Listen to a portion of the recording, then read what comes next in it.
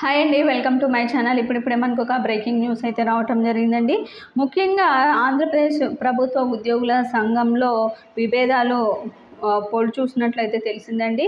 ముఖ్యంగా గత కొంతకాలంగా రాష్ట్ర నేతల మధ్య పలు అంశాలపై ఈ విధంగా లుకలుకలు నేపథ్యంలో రాష్ట్ర అధ్యక్షుడు కేఆర్ సూర్యనారాయణ విజయవాడలో సోమవారం అత్యవసర సమావేశాన్ని అయితే ఏర్పాటు చేశారు. రాష్ట్రంలోని 23 జిల్లాల అధ్యక్ష కార్యదర్శులు, రాష్ట్ర కార్యవర్గ ఈ విధంగా సభ్యుల సమావేశంలో పాల్గొనాలంటూ సందేహం అయితే వాట్సాప్లో పంపించడం జరిగింది.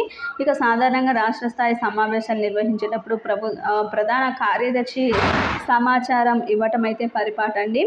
ఇక ఇంతకు విరుద్ధంగా ప్రధాన కార్యదర్శికి జి ఆస్కారావుతో నిమిత్తం లేకుండా సమావేశ నిర్వహణకు సమయాత్తం కావడాన్ని బట్టి ఆయనకి బయటకు పంపినట్లు ఏపీజీఈఏలో ఒక వర్గం నేతలు అయితే చెప్తున్నారు.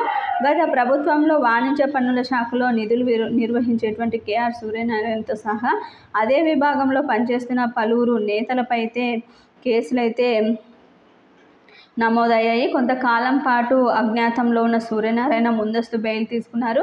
అప్పటి నుంచి సంఘంలో అంతర్గత విభేదాలు చోటు చేసుకున్నట్లు తెలిసింది.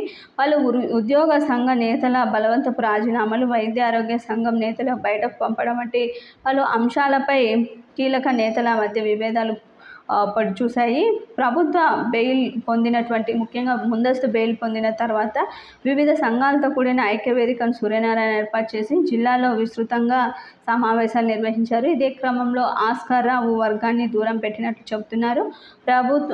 ముఖ్యంగా ప్రధాన కార్యదర్శి ప్రమేయం లేకుండా నిర్వహిస్తున్న అత్యవసర సమావేశాలపై ఏపీజీఈఏ ఉద్యోగ సంఘంలోని పలువురు సభ్యులు ఆసక్తిగా చర్చించుకుంటున్నారండి. మీకు వీడియో నచ్చినట్లయితే తప్పకుండా లైక్ చేయండి, షేర్ చేయండి. Thank you for watching.